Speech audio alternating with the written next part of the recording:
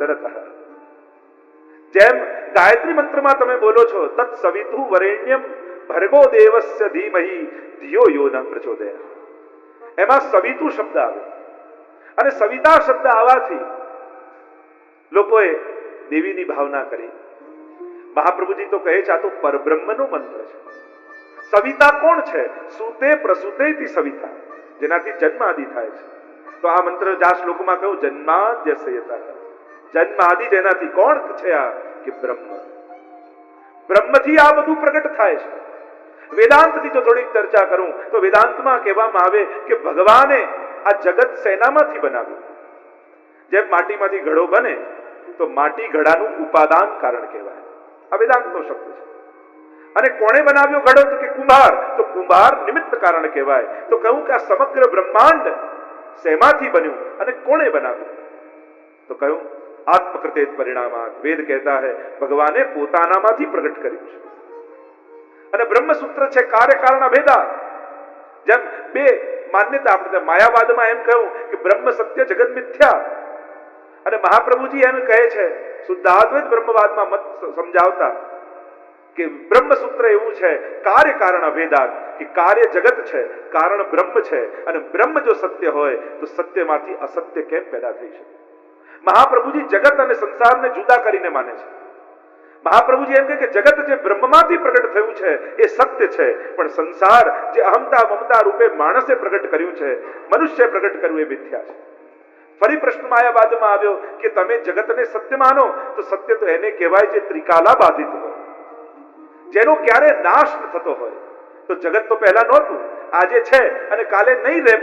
પ્રલય થયા પછી તમે જગતને સત્ય કેમ માનો? તો મહાપ્રભુજી કહે અહીંયા ઉત્પત્તિ અને નાશ નથી, અહીંયા તો આવિર્ભાવ અને તિરોભાવ છે.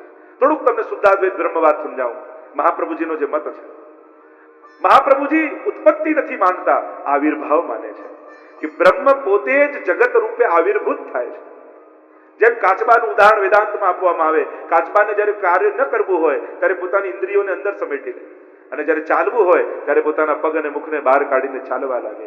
એમ બ્રહ્મ પણ જ્યારે એને લીલા કરવી હોય, ક્રીડા કરવી હોય ત્યારે પોતે જ બ્રહ્મ જગત રૂપે પરિણમિત થાય, એ આવિર્ભાવ. અને જ્યારે લીલા સમેટવી હોય ત્યારે પોતાનામાં તિરોધાન જગતનું કરી. અહીંયા ઉત્પત્તિ અને નાશ નથી, આવિર્ભાવ અને તિરોભાવ છે. રૂપ નામ વિભેદેન જગત ક્રીડતી યોયતઃ. રૂપ નામના ભેદથી બ્રહ્મ જ ક્રીડા કરી રહ્યું છે. જેમ સોનાની વીંટી જૂની થઈ ગઈ, તમને એમ થાય કે લાવો સોનીને આપીને પાછું સોનું લઈ આવો, એટલે તમે એને કહો લો વીંટી લો સોનું આપો. હવે વીંટી પણ સોનું છે, પણ આકાર વીંટીનો છે એટલે તમે વીંટી તરીકે ઓળખો છો. સોનું લીધું, બીજા સોનીને ત્યાં ગયા ને કે આના કાનના કુંડળ બનાવ્યા, અને કહો સોનું લો કુંડળ આપો. તો કુંડળ એ સોનું છે, પણ એ કુંડળનો આકાર થાય એટલે આપણે એને સોનું ભૂલી જઈએ અને કુંડળ તરીકે ઓળખીએ. રૂપ નામના ભેદથી આમ સમગ્ર જગતમાં ભગવાન જ ક્રીડા કરી રહ્યા છે. સર્વ ખલુ ઇદમ બ્રહ્મ, અખિલ બ્રહ્માંડમાં એક તું શ્રી હરિ. આ કોણે આખો વ્યાપ કર્યો છે? એક તાકણીને માની આપણે એમ નથી માની શકતા કે એમને એમ બની ગઈ. આનું સર્જનહાર કોણ? કોણ આ ચલાવી રહ્યું છે? વિજ્ઞાન એમ કહે કે બળ હોય તો ગતિ થાય, તો કયું બળ છે જે આ બધી ગતિ કરાવી રહ્યું છે? આટલા ગ્રહ નક્ષત્રો કોણ ગોઠવીને ચલાવી રહ્યું છે? કોણ આટલા લોકોને જીવાડે? કોણ બધાનું પાલન કરે? વિચાર તો કરો, ક્ષણવાર માટે વિચારો, ત્યાં કોણ કરી રહ્યું છે? આ બળને કોઈ ચલાવનારું છે, અને એ તત્વ છે ઈશ્વર.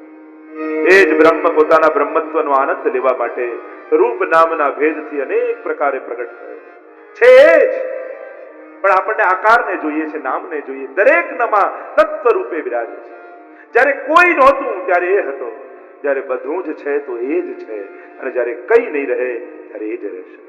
કણ કણમાં એ બિરાજમાન છે, એ જ કરાવનારો છે.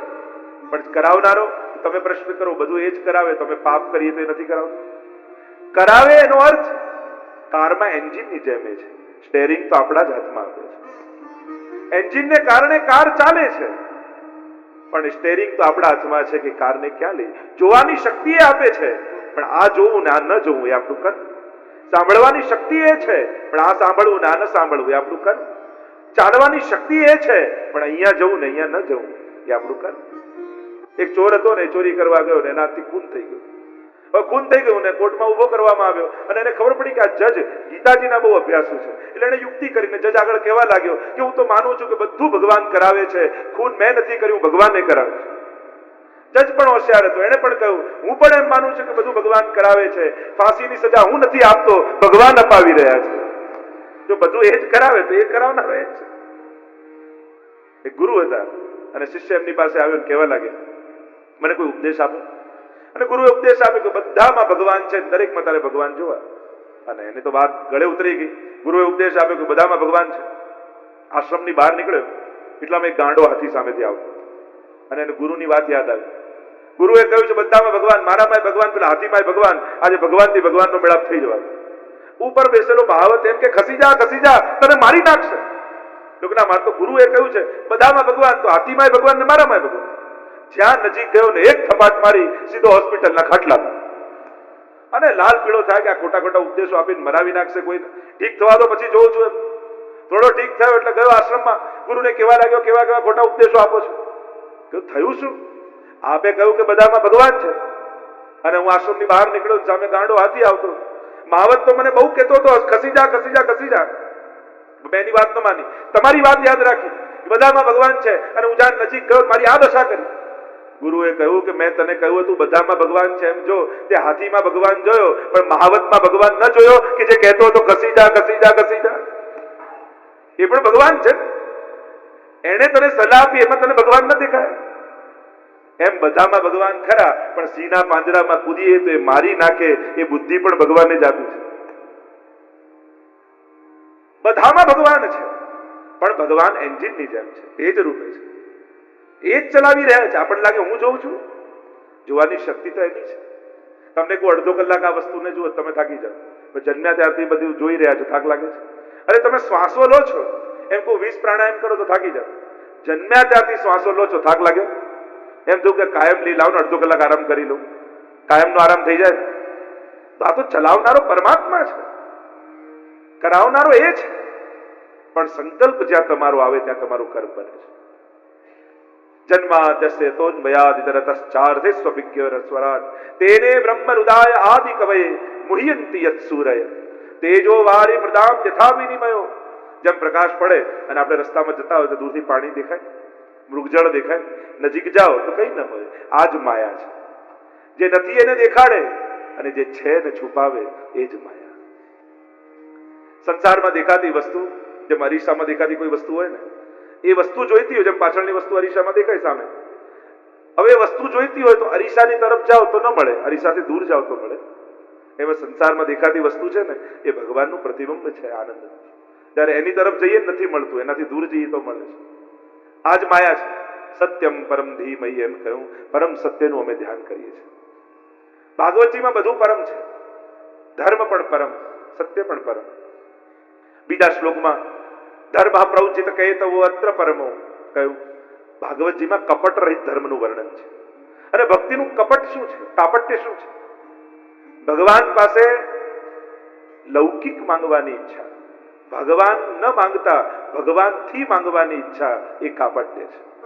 અને ભાગવતજીમાં કપટ રહિત ધર્મનું વર્ણન છે. અહીંયા કેવલ ને કેવલ ભગવત પ્રાપ્તિની ઈચ્છા છે, એની પ્રસન્નતાની ઈચ્છા છે.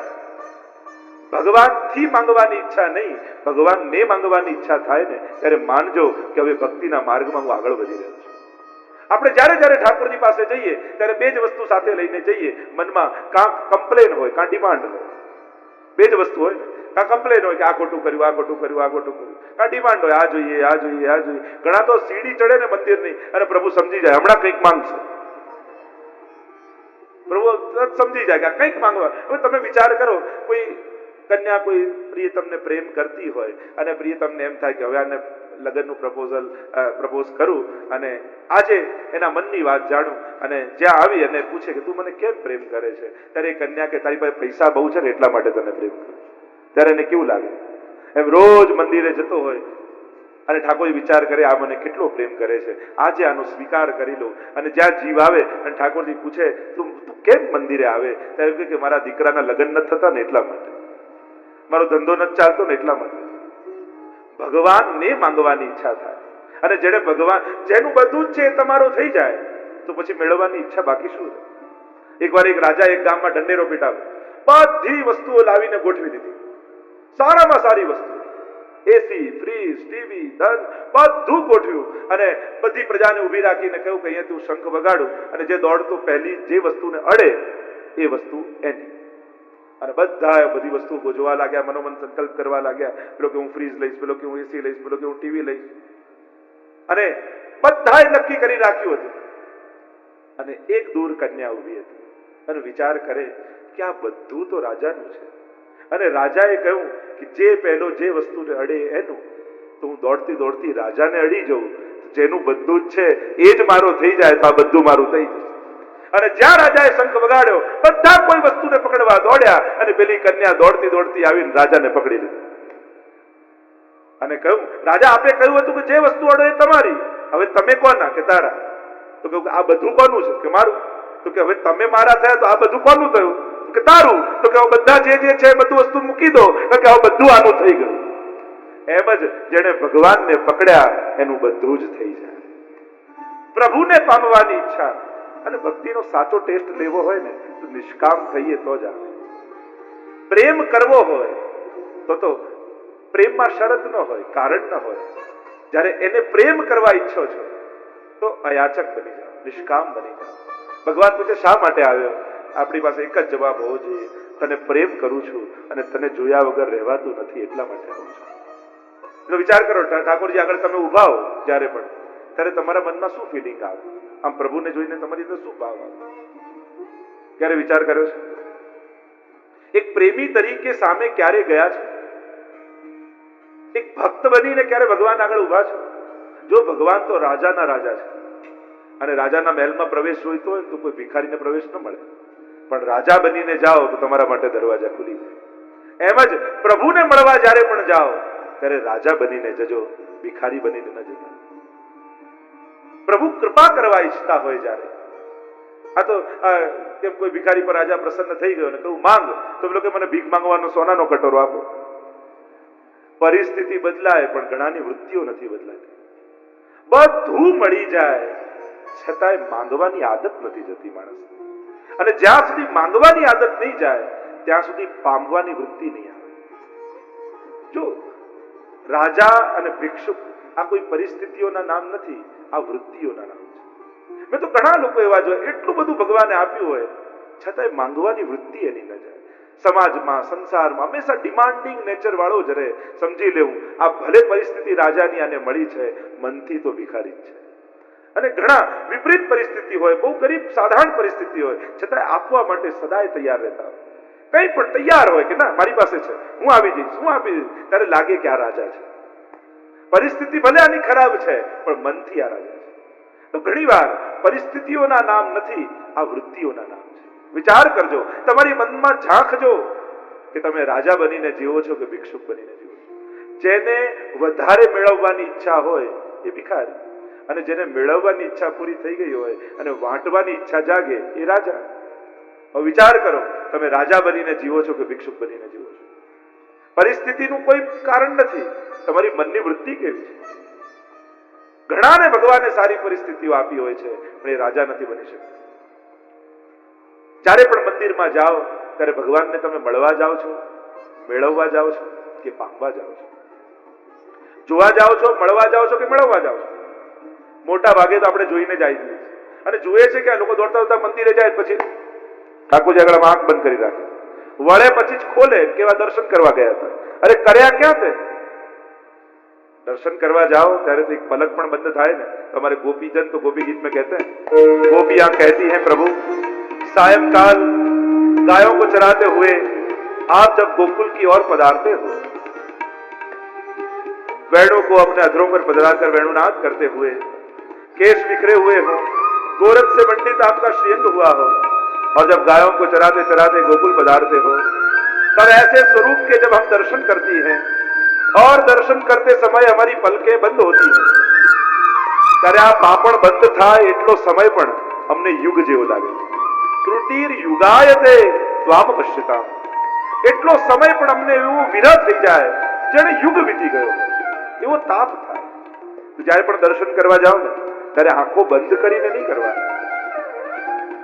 એનું પાન કરવાનું, એના સ્વરૂપને આંખોથી હૃદયમાં ઉતારવાનું, નકશિક દર્શન કરવાનું.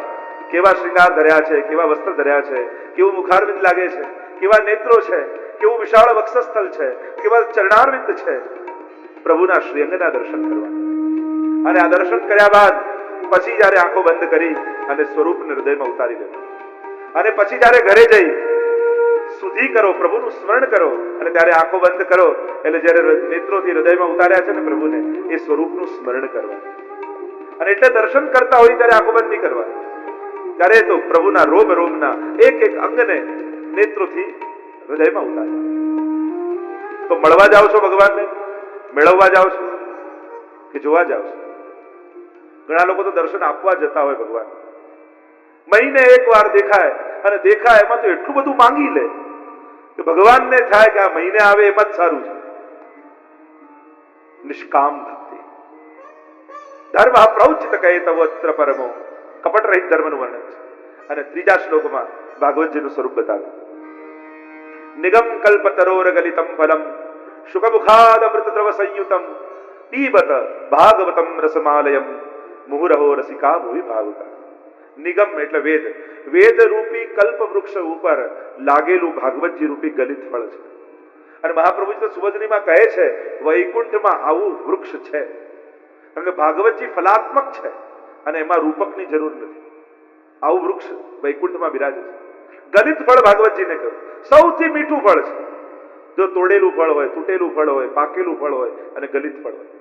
વેદનો કર્મકાંડ એ તોડેલું ફળ છે, જ્ઞાનકાંડ એ તૂટેલું ફળ છે, પણ ભાગવતજી તો ગલિત રસરૂપ ફળ છે. આમાં નથી ઠાળ છાલ કે નથી ઠળિયો, આ તો રસરૂપ છે. અને એટલે જ કહું પીબત, અને પીઓ. આજ્ઞાત છે અને પીઓ. ભાગવતમ રસમાલય, આ તો રસથી છલકતું ફળ અને મીઠું છે. એનું પ્રમાણ શું? શુકમુખાદ, જેમ વૃક્ષ ઉપર સૌથી મીઠું ફળ કયું? જેના ઉપર પોપટે ચાંચ મારી હોય, શુકે ચાંચ મારી હોય, સૌથી મીઠું ફળ. તો કહું આ પણ મીઠું છે. એનું પ્રમાણ શુકદેવ રૂપી શુકે પણ આમાં ચાંચ લગાવી છે. શુકમુખાદ અમૃત દ્રવ સંયુતમ પીબત ભાગવતમ રસમાલયમ, આ તો રસનો આલય છે. સર્વ નવે નવ પ્રકારના રસો આમાં બિરાજે છે.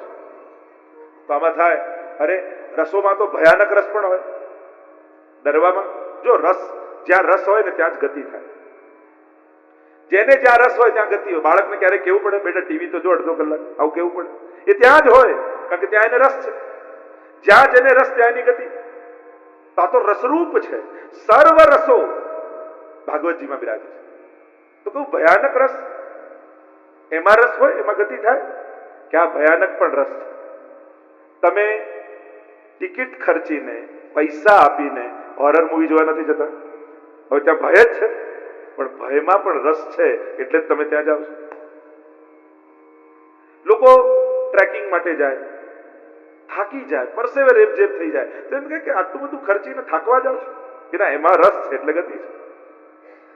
નવે નવ પ્રકારના રસો મનુષ્યનું આકર્ષણનું કારણ હોય છે. અને આ કારણથી જ્યાં રસ છે ત્યાં ગતિ હોય, ત્યાં ભાવ. જો જ્યાં ભાવ હોય ને ત્યાં ભાર ન હોય. જ્યાં તમારો મનનો ભાવ હોય ત્યાં ભાવ. જો સેવામાં તમને ભાવ હોય, ઠાકોરજીની સેવામાં દોડી દોડી દોડીને સેવા કરો, ત્યાં ભાર ન લાગે, ત્યાં આનંદ આવે. ત્યાં સેવા કરીને થાકીને બેસો ને, એ થાકવાનો આનંદ હોય, એમાં એક શાંતિ હોય, બહુ આનંદ આવે. ભલે થાકી ગયા તમે દોડી દોડીને, પણ એ થાકવામાં રસ, એમાં આનંદ. એકવાર એક પર્વતની ટોચ ઉપર એક મંદિર ને બધા યાત્રાળુઓ જતા હતા દર્શન કરવા માટે, અને આખા યાત્રાનો સંઘ ચડતો હતો પર્વત ઉપર. એમાં એક 7 વર્ષની નાનકડી દીકરી 3 વર્ષના પોતાના નાનકડા ભાઈને ખોળામાં લઈને ચડી રહી. અને બધા જુએ કે આટલી નાની દીકરી પોતાના ભાઈને લઈને ચડી રહી છે, એને દર્શન કરાવવા લઈ જઈ રહી છે. દોડતી જાય, અને બધા યાત્રાળુઓ થાકી ગયા. એટલે બધાને થયું આ દીકરી પણ, આ છોકરી પણ થાકી ગઈ હશે. ત્યારે બધા યાત્રાળુઓએ કહ્યું કે બેટા આ ભાર મૂકી દે, અમે લઈ લઈએ. ત્યારે દીકરીએ કહ્યું આ ભાર નથી, આ મારો ભાઈ છે. અને જ્યાં ભાઈનો ભાવ હોય ત્યાં ભાર ન હોય. જ્યાં ભાવ હોય ને ત્યાં ભાર ન લાગે. તો રસ છે ત્યાં ગતિ છે. રસમાલયમ મુહુરહો રસિકા ભુવિ ભાવુકા. વારંવાર આનું પાન કરો, વારંવાર પીઓ. કહ્યું કે ક્યાં સુધી? કે આલયમ, મોક્ષ મળી જાય છતાંય પીતા રહે. આ કર્ણેન્દ્રિયોમાં ભગવત કથાનો રસ પ્રગટ થઈ જાય ત્યાં સુધી પીતા રહો. કથા ફલિત થઈ ક્યારે કહેવાય? જ્યારે બીજી કથા